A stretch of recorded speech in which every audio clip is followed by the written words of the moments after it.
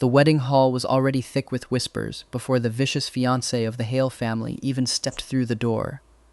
Everyone expected fireworks, humiliation, another public scene to feed the tabloids.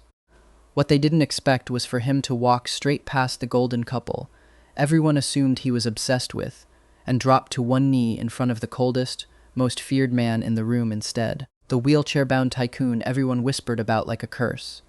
The one man in Meridian City nobody dared provoke. Cameras froze, glasses stopped mid-air. Somewhere in that stunned silence, an entire story everyone thought they knew quietly began to rewrite itself. So what exactly made him choose the villain? And what did the villain do the moment their eyes met? Stay until the end to find out. Pull up a chair, because today we're diving into the story of Julian Hale, the man who woke up one morning inside a novel, discovered he was cast as the villain, and decided the rulebook simply didn't apply to him. If you've ever opened your eyes to a Monday that felt like someone else's terrible plan for your life, tell us about it in the comments. If there were an award for unluckiest person across parallel universes, I would accept it without needing to compete for it. Last night, I was still curled up on the top bunk of my 200-square-foot studio apartment, grinding through a freelance deadline while half reading a glossy high-society romance novel called The Ruthless Tycoon's Marriage. My husband is the villain, just to unwind before bed. The book had a premise so familiar it bordered on tired.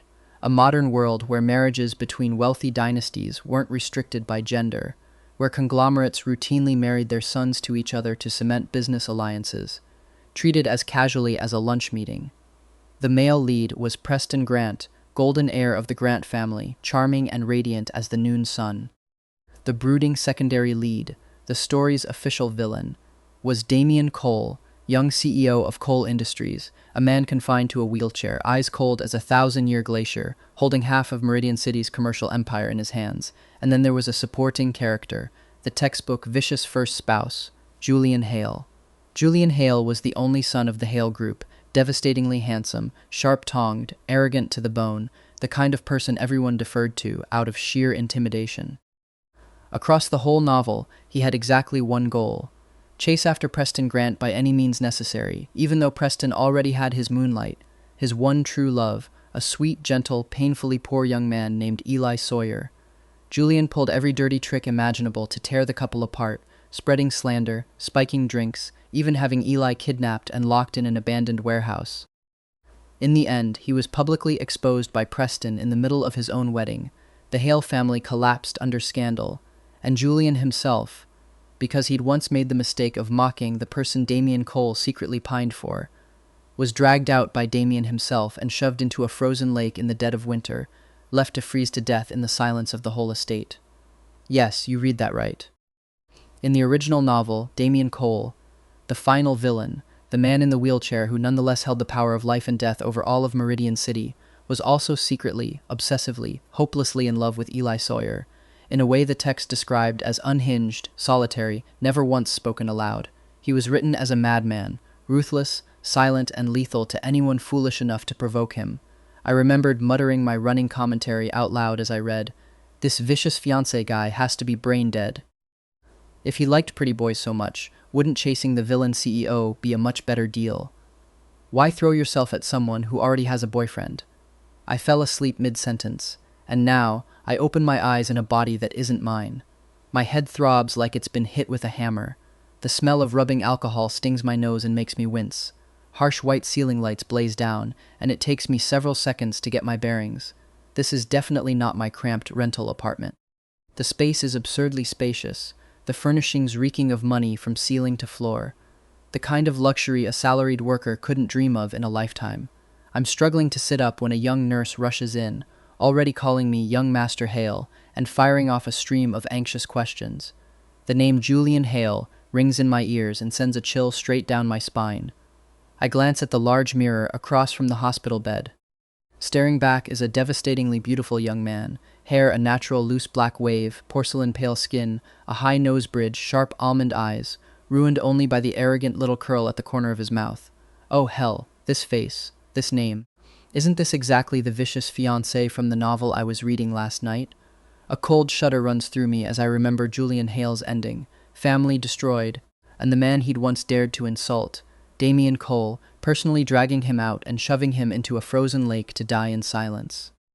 A man the entire book described as unhinged, ruthless, controlling all of Meridian City, and despite the wheelchair, utterly unmatched. I clap a hand over my mouth, cursing internally. God, isn't this joke a little cruel? If you're going to send me into another world, at least let me level up in life. But sending me in as cannon fodder, the disposable villain, whose entire narrative purpose is to make the real couple look good by comparison? Could I please just go back to sleep and wake up in my own cramped apartment, deadline and all? I pinch the back of my own hand, hard, half hoping the pain will snap me awake. It doesn't. The sting is very, very real.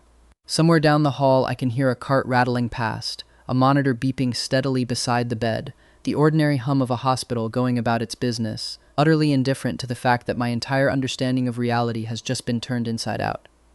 I try for a moment to reason my way out of it. Maybe this is an elaborate dream, the kind that feels too vivid and detailed to actually be one.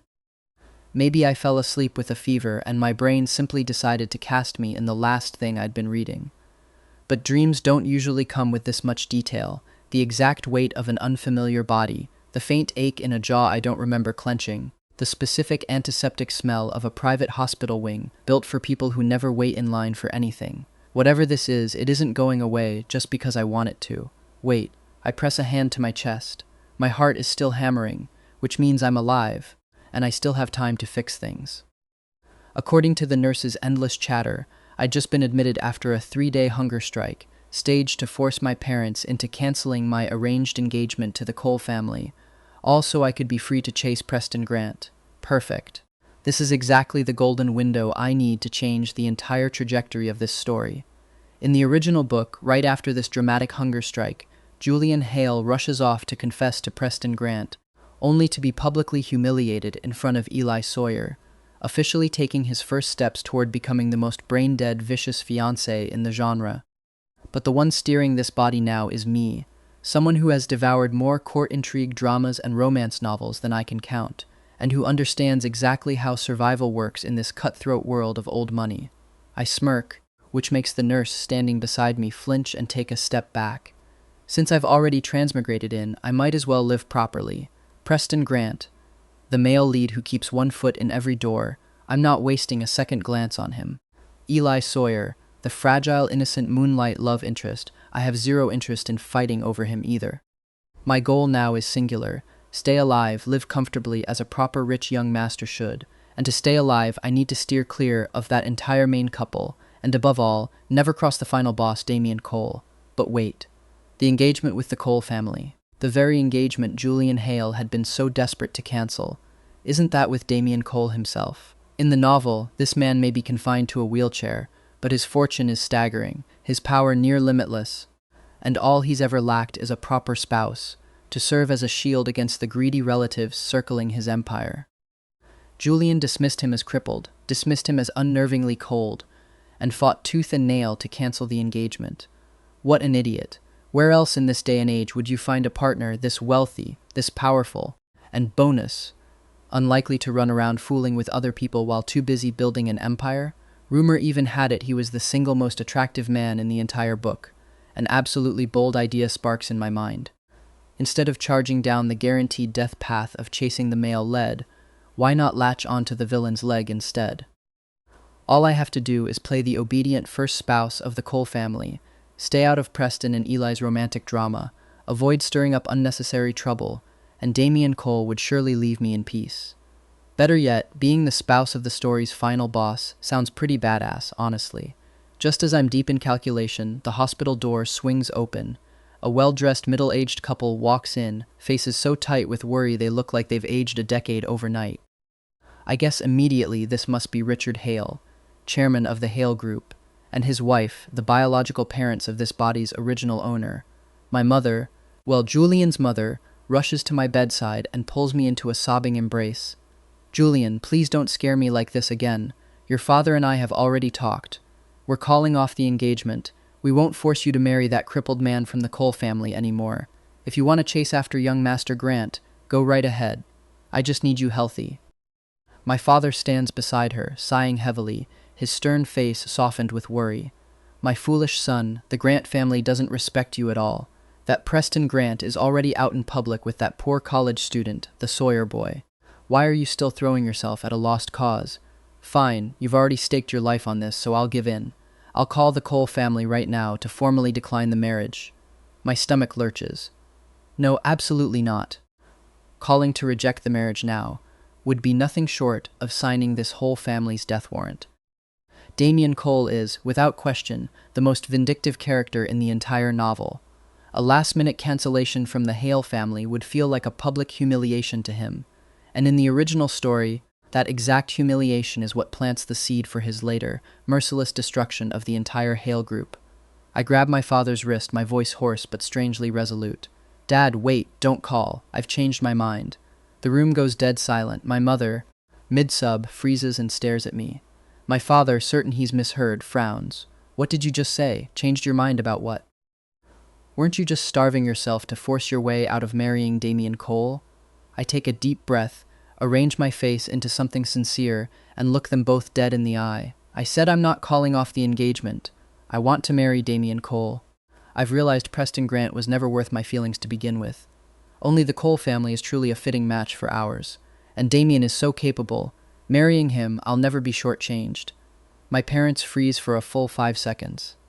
My mother reaches out to check my forehead for fever, convinced I must be delirious. Julian, please don't frighten me any further. Is this you being petty about the Grant situation? Damian Cole is rumored to have a brutal temper, and he's confined to a wheelchair on top of it. You've always liked the sweet, energetic type. I push her hand away gently but firmly, holding it to reassure her. Mom, I mean it. I've really come to my senses. A gentleman who cheats is worth nothing at all. Damian may be cold, but he's responsible. Besides, if he can't run around easily, that's a perk. Less chance of him gallivanting off flirting with someone else. I've made my decision, so please don't worry anymore. Isn't there an annual business banquet tonight? I want to be discharged so I can go with you. I hear Damian Cole will be there too. My father studies me with open suspicion, but seeing my resolve, he finally nods. Fine. If you've truly thought this through, I feel a little more at ease. The Cole family is complicated, but their power is immense. Marrying into it gives you real backing. I just hope you don't change your mind halfway through and leave the Hale name with nowhere to hide its face. I smile, confident, a spark of determination in my eyes. Don't worry, Dad. Your son isn't going to let anyone laugh at him ever again. I'll show everyone that Julian Hale isn't just some crying, fainting decoration. 2 evenings later, once the doctors confirmed I was stable enough to be discharged, I dressed with care, a fitted black suit that showed off my long frame and pale skin, my hair swept back to bare my forehead, a hint of eyeliner sharpening my gaze. Looking in the mirror, I no longer saw a lovesick fool. I saw a proud young heir ready to take on the entire room. The moment I stepped into the banquet hall, every eye turned toward me. Whispers rippled through the crowd instantly. Isn't that the Hale heir? Didn't he just go on a hunger strike to cancel his engagement? Why does he look so radiant tonight? He's probably here chasing Preston Grant again. Shameless, honestly. The man's already out in public with his new boyfriend, and this one still won't let go. I ignored the gossip, chin high, and swept my gaze across the hall until it landed on a shadowed corner. There, a man in a jet-black suit sat in a wheelchair, a glass of red wine in hand, radiating a cold, solitary energy so intense no one dared approach. His face was carved to perfection, sharp features edged with something dangerous. His narrow, dark eyes carried a quiet cruelty and a bone-deep contempt for the world around him. A small circle of empty space surrounded his chair, as though even the air itself had agreed to keep a respectful distance. Waiters passed close but never lingered. Guests glanced his way, then quickly found somewhere else to look. He didn't seem to notice, or didn't care, his attention fixed somewhere past the crowd, on nothing in particular, the way a man looks when he's already decided the room holds nothing worth his time. That was Damian Cole, the legendary villain in the flesh. I swallowed hard. In person, the man was even colder, even more terrifying than the book ever managed to convey, easily 80,000 times worse. But honestly, my heart skipped a beat not from fear, but from something closer to excitement. This was exactly my type. All those pretty, soft-faced boys out there didn't stand a chance against a man radiating this much dangerous magnetic pressure. Suddenly, a shrill voice cut through my reverie. Well, Julian, you actually showed your face here? I figured you'd still be flat on your back in the hospital. I turned unhurriedly. Standing there was the golden couple themselves, Preston Grant and Eli Sawyer. Preston looked sharp in a white suit, but his eyes on me were full of disgust and wariness, like he was looking at trash. Eli wore a pristine white shirt, tucked close against Preston's side like a frightened rabbit. Textbook moonlight love interest staging. Preston frowned, going first. "Julian, what are you doing here? I've already made myself clear. There's nothing between us. Stop clinging to me like a leech." Eli tugged timidly at Preston's sleeve. "Preston, don't let him scare me again." I looked at the two of them performing their little scene and nearly pulled a muscle trying not to laugh. I hadn't even done anything yet, and they were already putting on a full show. I curled my lip, sweeping them both with a look of open contempt. "Don't flatter yourself. I'm here with my parents. Your family name isn't printed on the invitation to this hall, so you don't get to decide who's allowed in. And you? Why are you trembling? I'm not going to eat you. Or are you hiding something shady that's making you jumpy?" Eli's eyes welled up instantly, his voice breaking on cue. "Julian, you've got it wrong. I'm not. I'm scared you're still mad at Preston. Please don't blame him." "Love isn't anyone's fault," I burst out laughing. "Love isn't anyone's fault. What a beautifully bleached white excuse for stealing someone's fiancé. But relax. I'm in too good a mood tonight to bother with either of you.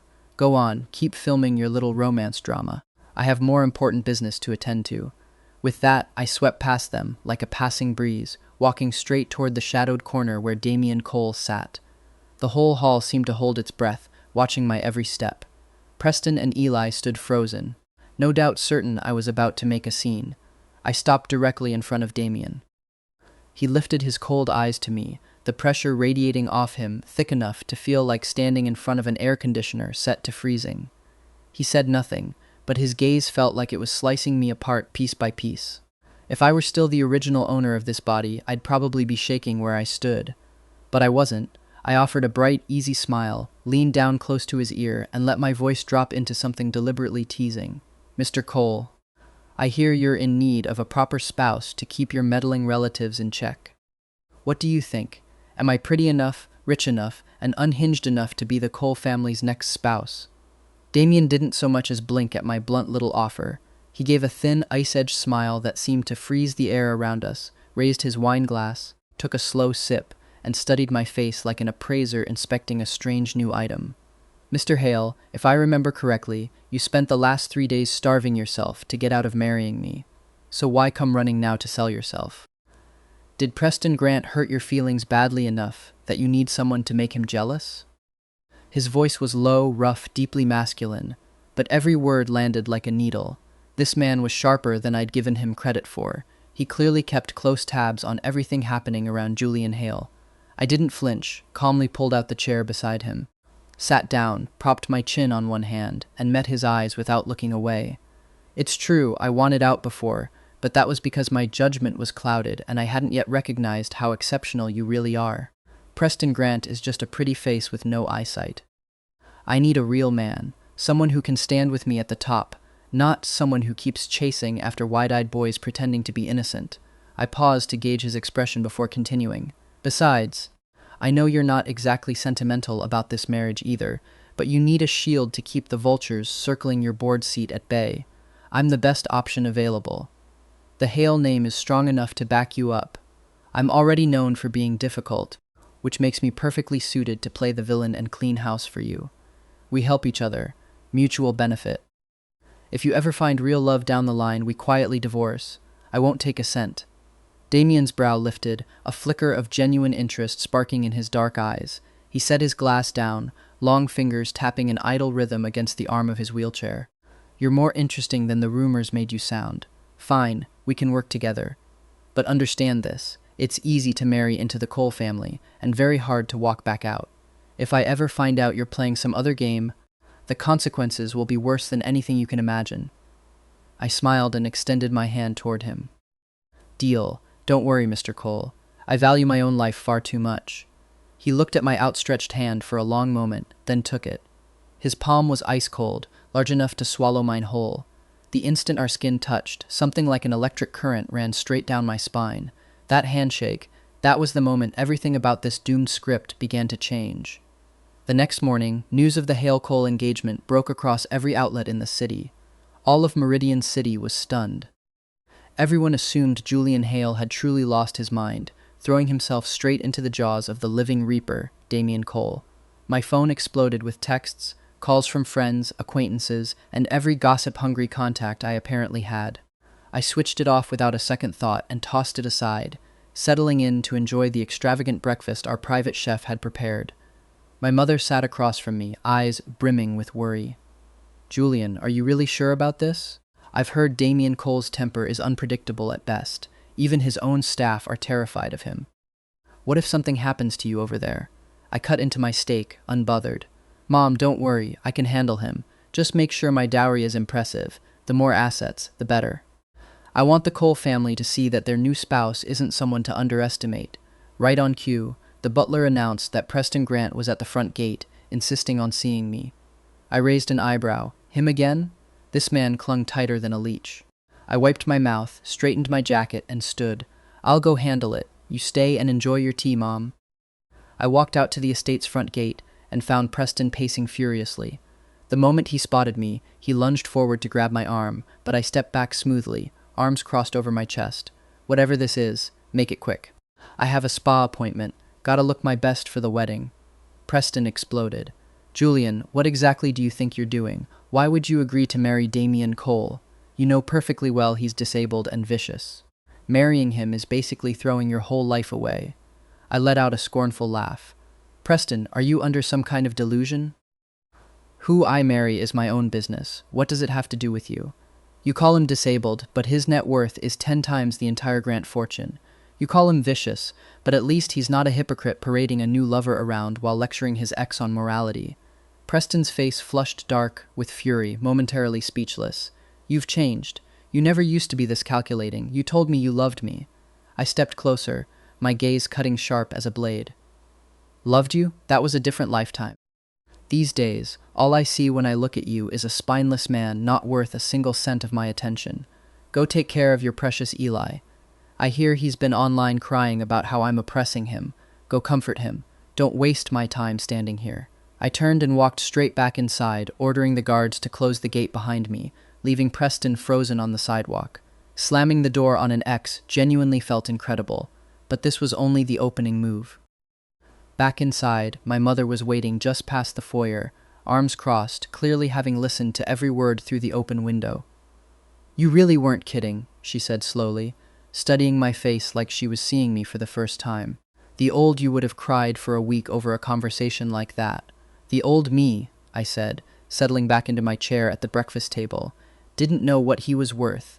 I meant it in a way she couldn't possibly understand, but she smiled anyway, satisfied, and refilled my tea without another word. That afternoon, I decided to pay an impromptu visit to Cole Industries to see my new fiancé in person. I put on a sharp, tailored business suit and a pair of sunglasses that covered half my face for an air of mystery. The moment I walked into the skyscraper lobby, the receptionist stared at me, flustered. I unhurriedly slid off the sunglasses, offering a smile radiating the confidence of someone about to hold that black card. "I'm here to see Mr. Cole. No need to announce me. I want it to be a surprise." News of the CEO's new fiancé had already flooded every major outlet since morning, so no one dared object. I rode the private elevator to the top floor without incident. The chairman's office door slid open to reveal Damien in his wheelchair, surrounded by a cluster of visibly terrified assistants stammering through their reports. Seeing me, Damien frowned and waved the staff away. They looked as if they'd just been pardoned, bowing hastily before rushing out. "What are you doing here?" "I don't recall authorizing you to come cause chaos in my office." His voice was cold, eyes still fixed on the data streaming across his monitor. I settled onto his office sofa as though I owned the place. "I'm here to discuss something important. You're bidding on the West Side land parcel soon, aren't you?" In the original novel, the West Side plot turned out to be a financial black hole. Ancient ruins buried beneath it, construction halted the moment the purchase closed, dealing a devastating blow to Cole Industries and clearing the runway for Preston Grant to seize control of the market. "Don't touch that land." Damien's hands stilled. He turned his wheelchair to face me directly, eyes sharp enough to dissect whatever I was hiding. "Where is your intelligence coming from? This project is confidential. Even my own board hasn't seen the full details. Do you have a spy planted in my company? I shrugged, walked over to his desk, planted both hands on the surface, and leaned in close to his face. I don't need a spy. Call it a good fiancé's sixth sense. Trust me on this. Put your capital into the tech district on the east side instead. A new highway corridor is about to be approved through there. Land values will multiply tenfold within 3 months. Consider it my engagement gift, a show of good faith. Damien studied me intently, clearly searching for a crack in my story. But sorry, I already knew how this script played out. After a long pause, he allowed a thin smile. The edge of danger softened just slightly. Fine. If you're right, I'll reconsider my opinion of you. But if you're lying to me, you already know what happens next. I grinned. A deal's a deal. Though I'm supposed to be the villain here, remember? With my own fiancé, though, I only ever play it straight. He didn't ask me to explain myself further, didn't demand a source, didn't even threaten me twice. That alone told me something important about how he operated. Damien Cole made decisions the way a general moved troops, weighing risk against reward in seconds and never revisiting a choice once it was made.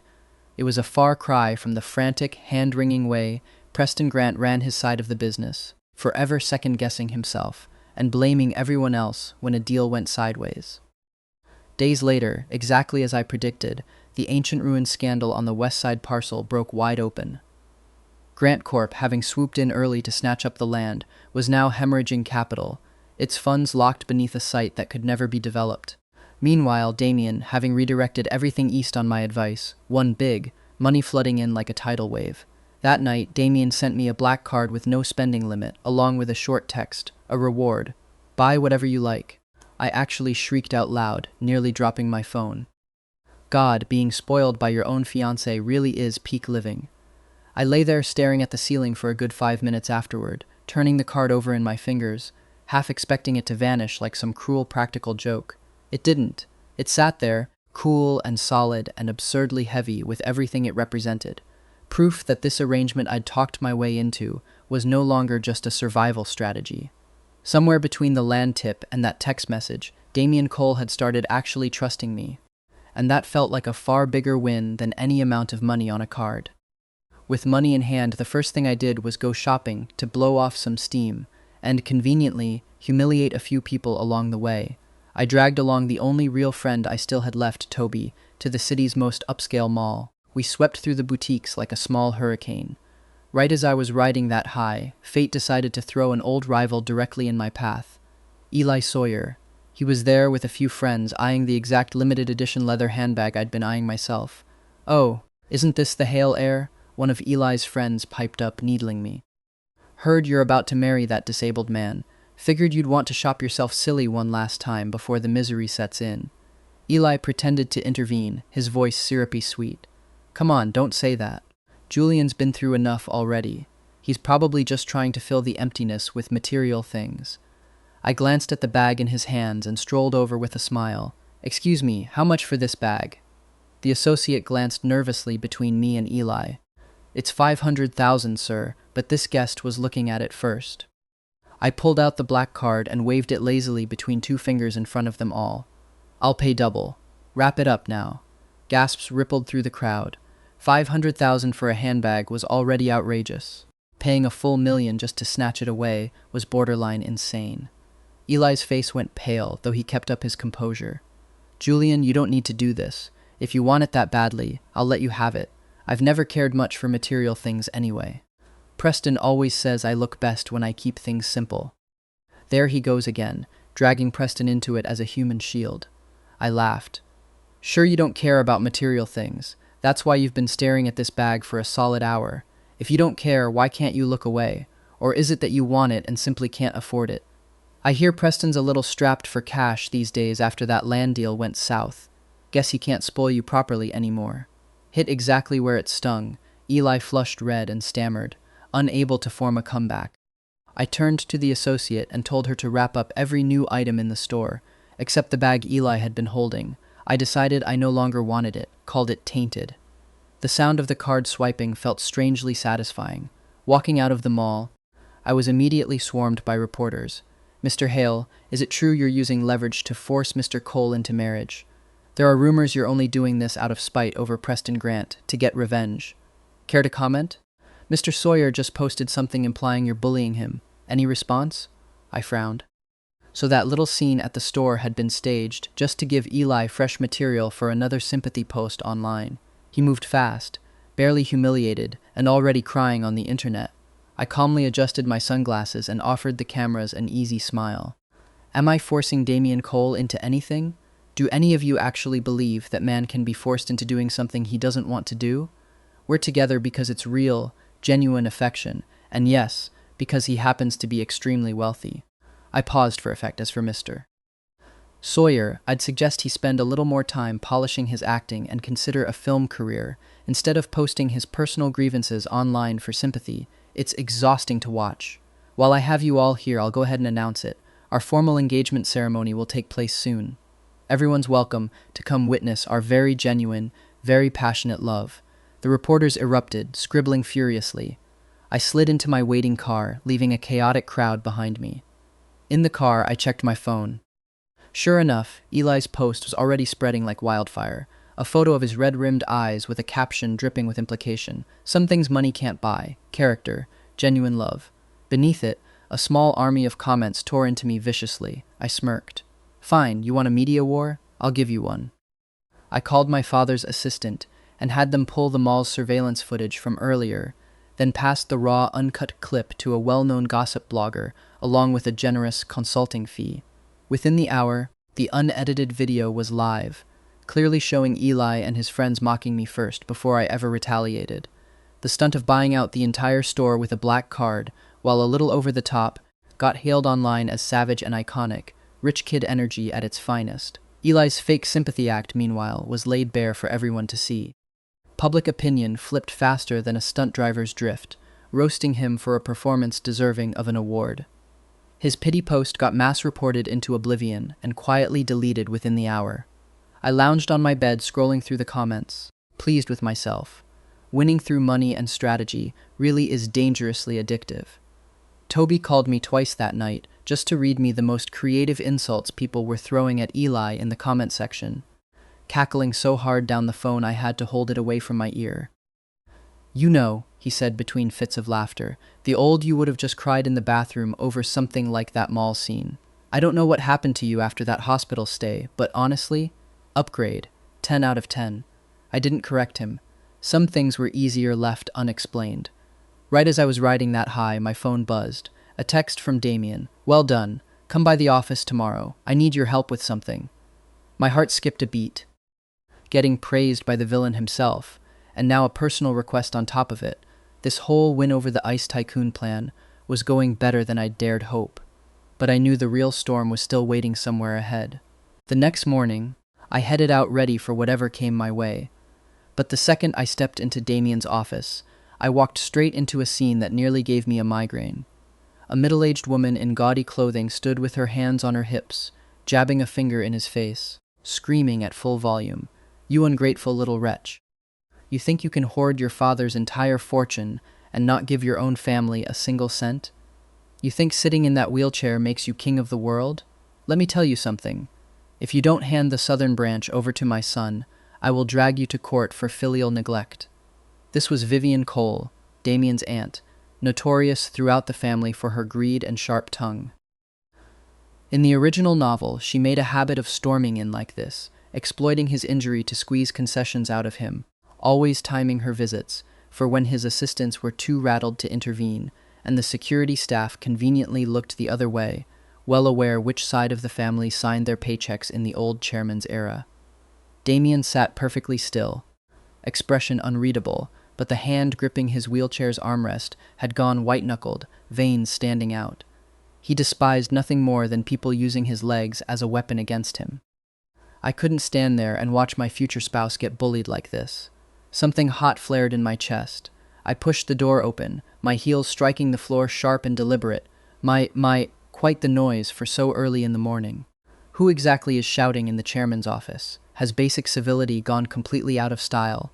Vivian spun around, eyes bulging. "And who are you? You think you can just barge into family business?" I walked over and planted myself squarely in front of Damien, arms crossed, sweeping her with a look of open disdain.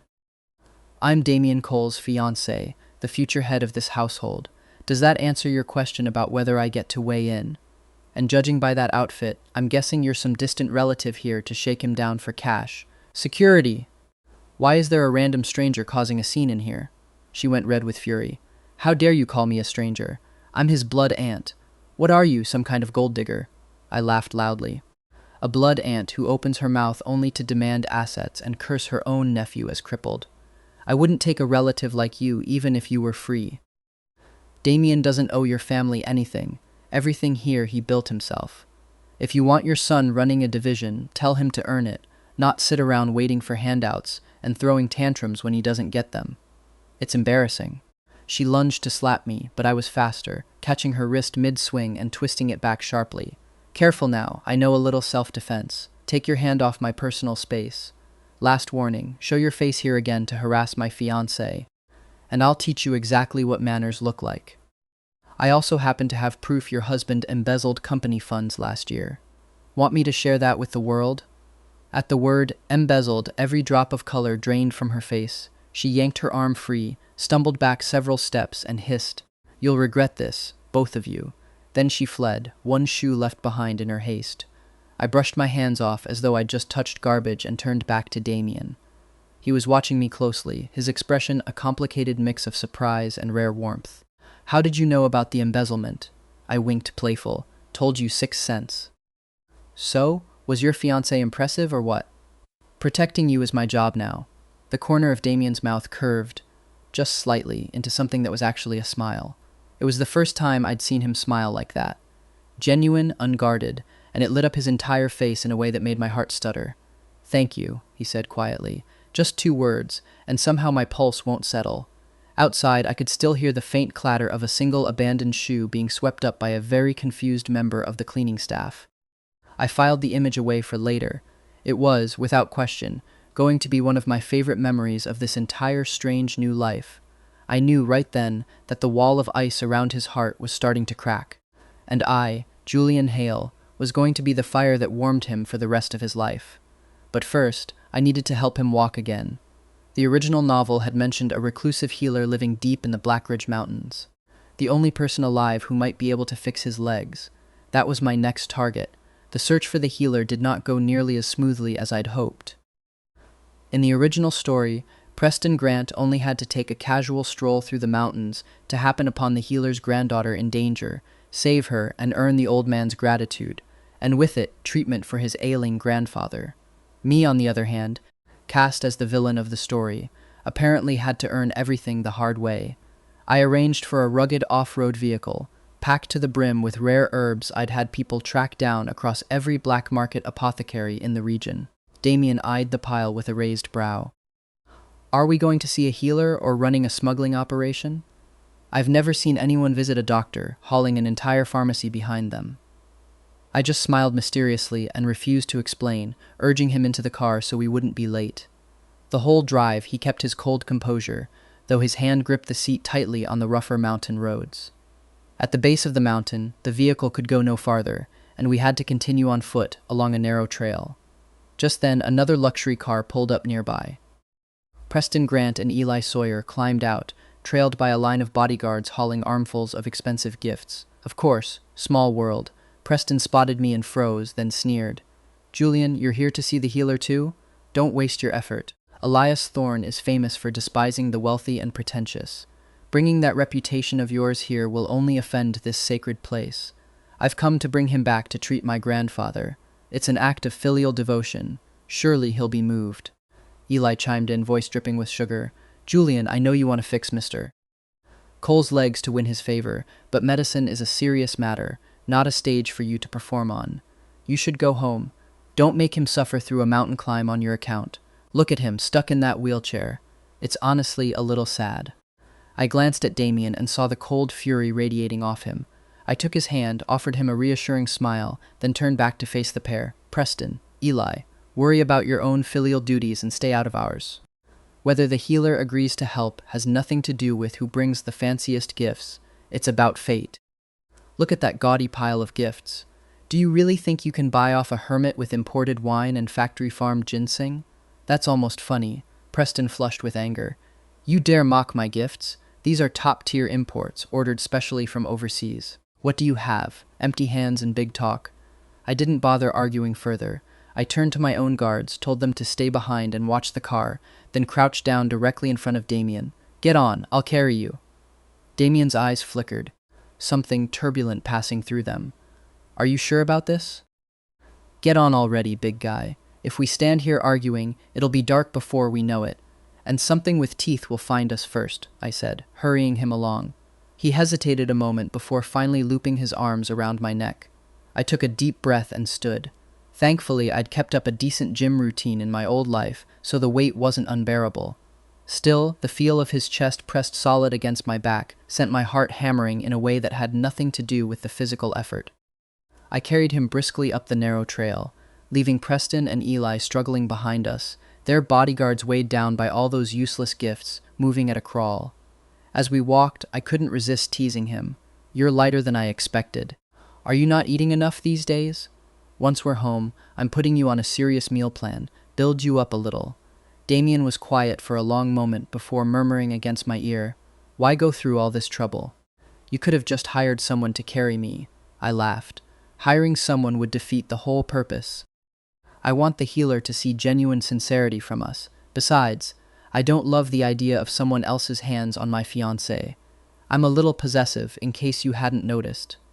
His warm breath against the back of my neck made me shiver. He tightened his hold slightly, resting his forehead against my shoulder, and murmured, Thank you, Julian. It was the first time he'd used my given name so casually, and my heart nearly leapt out of my chest. In that moment, I knew I'd won over half of that frozen heart already. The higher we climbed, the thinner and cooler the air became, pine needles crunching underfoot, the distant call of some unseen bird echoing off the ridgeline. Damien stayed quiet for most of the climb, but every so often I felt his arms tighten slightly around my neck, as if he were reminding himself I was actually there and not some elaborate trick his mind had conjured up out of loneliness. I didn't mind the silence. Some conversations don't need words, and carrying a man who has spent his entire adult life refusing to lean on anyone, even for a single step, felt like its own kind of quiet victory. Somewhere around the halfway point, I caught myself humming an old, half-forgotten tune from my old life, something I hadn't thought about in years, and for a moment the two worlds, the one I'd left behind and the one I'd woken up inside of, didn't feel quite so far apart. At the top of the mountain, a modest wooden cabin came into view, surrounded by a lush garden of medicinal herbs. An elderly man, with hair white as snow, sat on the porch playing chess alone. That was Elias Thorne, the reclusive healer. Preston and Eli finally staggered up behind us, gasping for breath. Preston hurried forward, ordering his guards to lay out the gifts. Master Thorne, I'm Preston Grant, grandson of the Grant family in Meridian City. I've long admired your reputation and humbly come to ask you to descend the mountain and treat my grandfather. Please accept this small token. The healer didn't so much as lift his eyes from the chessboard. With a flick of his sleeve, a gust of wind sent the extravagant gifts scattering everywhere. Take your worthless junk elsewhere. I despise the smell of money most of all. Your grandfather is old. Old age brings sickness. Birth, aging, illness, death, that's the natural order. I don't interfere with it. Preston went pale as ash. Eli dropped instantly to his knees, cranking up the waterworks. Master, please have mercy. Preston's grandfather is a good man. He's done so much charity work. Too much noise. Get out of my sight, the healer snapped, clamping his hands over his ears in irritation. I settled Damien onto a flat rock nearby, wiped the sweat from my brow, and strolled unhurriedly toward the chessboard. Studying the unfinished match, I smiled, picked up a black piece, and set it down in a precise, dangerous position. Check. Elias Thorne's head snapped up, his eyes suddenly sharp and alert. Young man, that's a brilliant move. I've been stuck on this position for 3 days and couldn't find the answer, and you saw the weakness at a glance. I offered a polite smile. Good afternoon, Master Thorne. I haven't brought expensive gifts, only a worthy opponent for your chess game, and something I believe you've been searching for a very long time. I signaled my assistant to bring forward a weathered wooden box. When the lid opened, a pure white lotus released a chill so cold it seemed to breathe frost. The healer's eyes lit up, his hands trembling slightly. The 1,000-year frost lotus, it's really it. I've searched my whole life and never found one. Where did you get this, young man? Let's just say fate brought it to me. Master Thorn, I'd like to trade this flower for a healthy pair of legs for my fiancée. Does that sound like a fair deal to you? The healer looked between Damien and me, nodding vigorously. More than fair, I accept. Come inside. I'll begin the treatment immediately. As for the rest of you, see them out. Preston and Eli stood frozen in place, watching me confidently wheel Damien toward the cabin, while they were unceremoniously shown the door. I glanced back with a smirk. Preston, go tell your grandfather to eat healthier. Life and death aren't things you can force. And Eli, your acting still needs a lot of work. Go practice some more. The wooden door shut firmly in the faces of the two defeated schemers, still stomping their feet outside in frustration. The weeks that followed were an agonizing ordeal for Damien. The healer had to carefully cut and realign the damaged nerves and tendons in his legs, then soak them in scalding medicinal baths. He sweated through the pain until his clothes clung to him, his face drained white, but he never once let out a sound of complaint. I stayed by his side constantly, gripping his hand, filling the silence with idle chatter to distract him. Hang in there, almost done. Once your legs heal, I'm taking you dancing, hiking, maybe even a game of soccer. Soccer might be pushing it a bit. Damien looked at me, his eyes full of something warm. You talk too much. Once my legs heal, do you know what the first thing I'm going to do is? I leaned in, curious. What? Carry you to bed. My face flushed a deep tomato red. This shameless man in this much pain still had the nerve to tease me, and yet a sweet warmth bloomed in my chest all the same. A month passed, and the miracle finally happened. Damien began to feel sensation in his toes, then regained movement in his feet. Elias Thorne examined him and nodded approvingly. Excellent. Strong constitution, iron will, and a devoted partner who never left your side. The recovery came faster than I expected. All that's left now is physical therapy before you're walking normally again. Before we came down the mountain, we quietly held our formal engagement ceremony as planned. A lavish, heavily photographed affair back in the city that further fueled every rumor swirling around us, while Damien, ever composed, gave nothing away in public about how far his recovery had actually come. We said our goodbyes to the healer and started back down. This time I didn't have to carry him. He could manage short stretches on crutches by himself. Back in Meridian City, I made the decision to keep his recovery a secret. We were going to need a bomb to clear out the trash still standing in our way. The moment we returned home, bad news struck. Vivian Cole had conspired with Preston Grant to call an emergency shareholder meeting to strip Damien of his chairmanship, citing failing health and incompetence. Banking on the assumption he was still bleeding money over the failed West Side land deal. They'd also spread rumors that our engagement was nothing but an elaborate scheme to seize the family's assets. The day of the meeting was also the day they'd planned to hold an early celebration for Damien's ousting at a 5-star hotel. I helped him into a tailored black suit and straightened his hair. Ready? I pressed a light kiss to his cheek. Ready. Today we take out the trash. The moment I wheeled him into the meeting room, the noisy chatter dropped instantly to dead silence. Vivian sat sprawled at the head of the table, Preston and Eli flanking her sides. She smiled, smug. Oh, look who decided to show up. I half expected you to be too scared to come. Since we're voting a new chairman in today, someone crippled and clearly not thinking straight should really just step aside. I've already nominated my own son. Preston piled on. Mr. Cole, Grant Corp now holds 20% of Cole Industries shares. Combined with Miss Cole's faction, that's more than enough to remove you. You're washed up, and you let someone talk you into throwing money at worthless wasteland. Eli looked at me with performative pity. Julian, please, let him go. Staying by his side is only dragging him down. I laughed, the sound echoing through the room and making a few people visibly shudder. Are you all done performing? My turn now. First, who said Cole Industries is losing money? Open your eyes and actually read this quarter's report. I tossed a stack of documents onto the table. The Eastern parcel's value has increased 20-fold since the highway approval.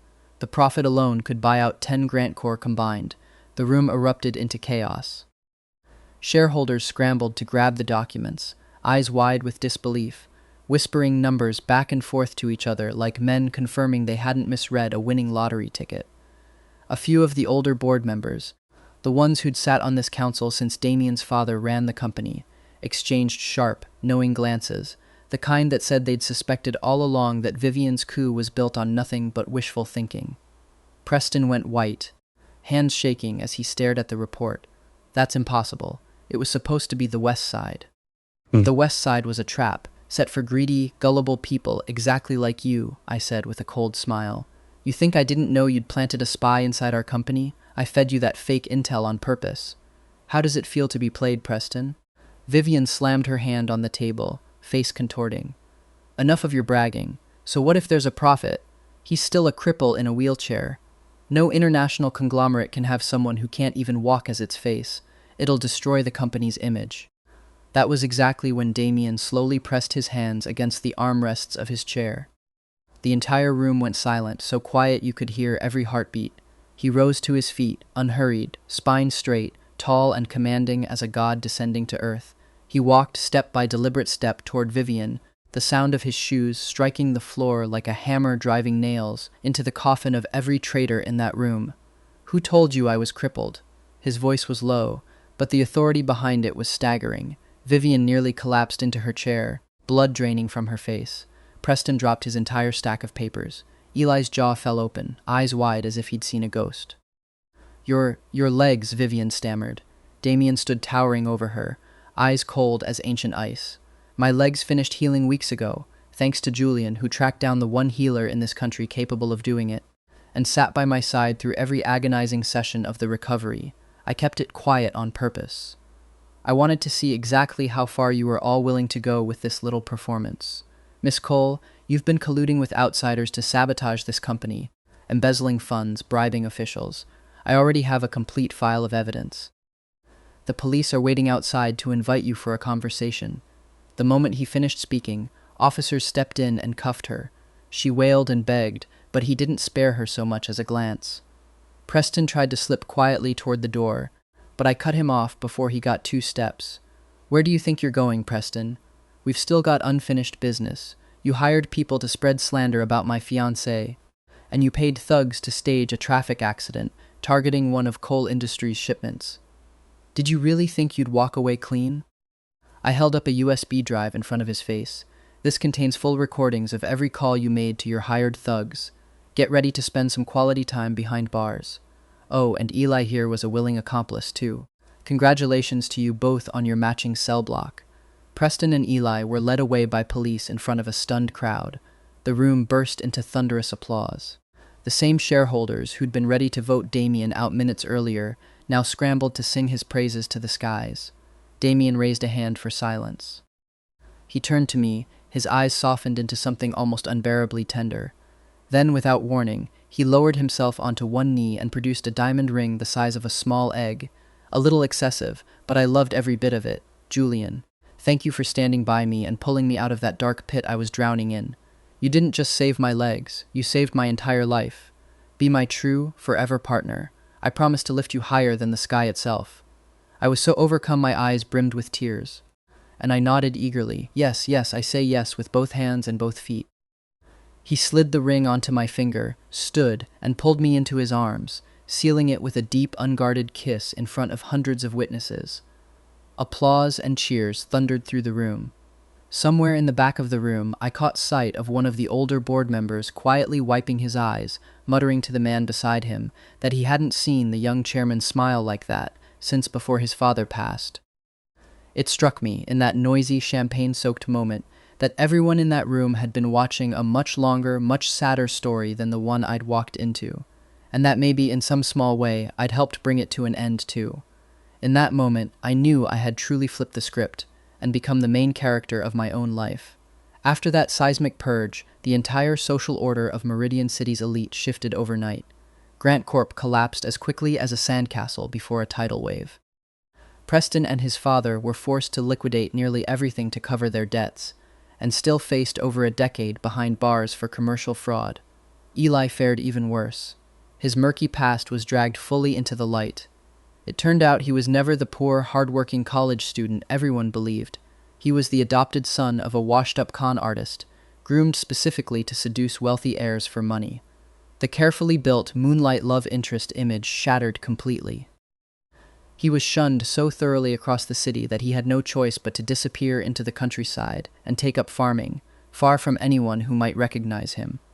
Toby, my one loyal friend through it all, sent me a single victorious text when the news broke. Told you karma had good aim. For weeks afterward, the city's business papers couldn't stop dissecting what they now called the Cole reversal, analysts picking apart every move I'd made from the land tip to the shareholder ambush, some of them half-jokingly suggesting Cole Industries should put me on the payroll as a strategy consultant. I framed one particularly dramatic headline and hung it in Damien's office, right where his aunt used to stand and scream at him. He complained it was tacky. I told him tacky was exactly the point. Meanwhile, Damien and I threw ourselves into planning the wedding of the century. This time, it wasn't a business arrangement. It was a marriage built on genuine, hard-won love. Damien doted on me endlessly, transferring half his company shares directly into my name and turning me, almost overnight, into one of the wealthiest people in Meridian City. Planning it took months, not because either of us wanted a spectacle, but because Damien, true to form, insisted on personally vetting every vendor, every security detail, every possible angle of exposure, as though the wedding itself were a hostile takeover to be defended, rather than a party to be enjoyed. I found it endearing more than anything. This was simply how the man loved, methodically and completely, leaving nothing to chance where I was concerned. On the wedding day, I wore a white suit studded with thousands of crystals, glittering under the lights. When my father walked me down the aisle to give me away, he wept. "I thought you'd be miserable. Turns out you picked exactly the right person. I can finally stop worrying." I looked at the man standing in front of me.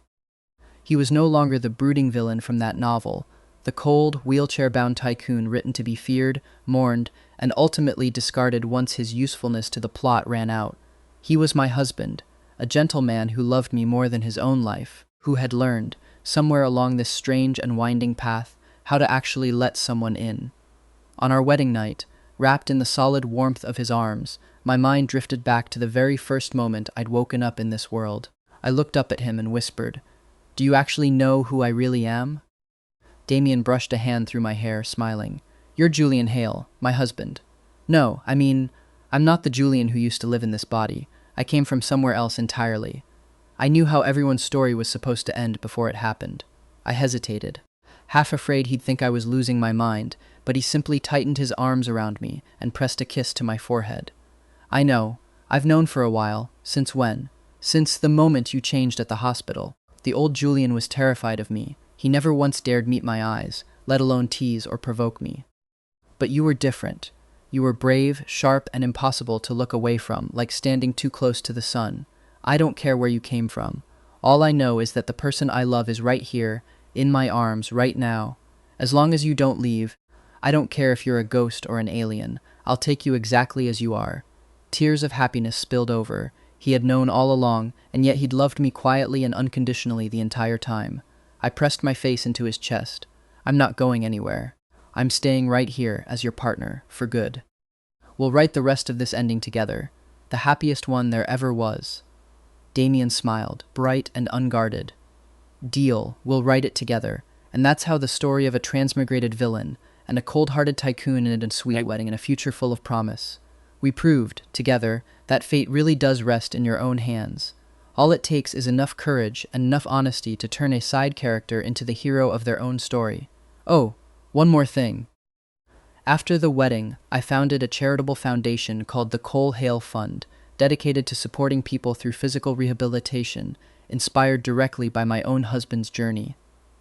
My life these days is basically the definition of living well.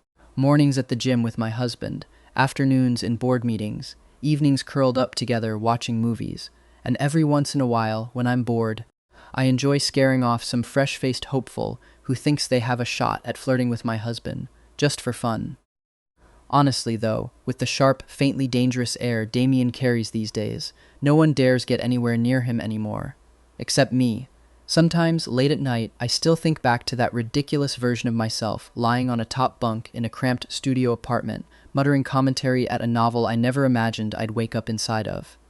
I think about how easy it would have been to panic, to play the role exactly as written, to let a story someone else invented decide how my life was supposed to end. I didn't. I read the whole book once, saw exactly where the danger was hiding, and chose a different door. That, I think, is the real lesson buried under all the drama, the shopping sprees, the shareholder ambushes, and the diamond ring the size of a small egg. Nobody's story is finished just because someone else already wrote an ending for it. You're allowed to close the book, pick up a pen, and write your own, even if, like me, you have absolutely no idea what you're doing until the very last page turns out exactly right. Happiness sometimes is simply finding someone who understands you, accepts you completely, and walks through every storm at your side. Whoever you are, live boldly, like a flower blooming in the dead of winter, and real love will eventually find its way to your door, wearing whatever disguise, wheelchair or otherwise, it happens to arrive in, and you'll recognize it anyway. Because some things a heart simply knows on sight, long before the mind finishes catching up. And that is exactly how a supposed villain wrote himself a genuinely happy ending, one brave, deliberate choice at a time. If this story hit a little different for you, drop a comment and tell us which moment gave you chills. We genuinely read every single one. Hit like and subscribe so we can keep bringing these stories to life for you. Thank you for staying until the very end. It truly means everything to us.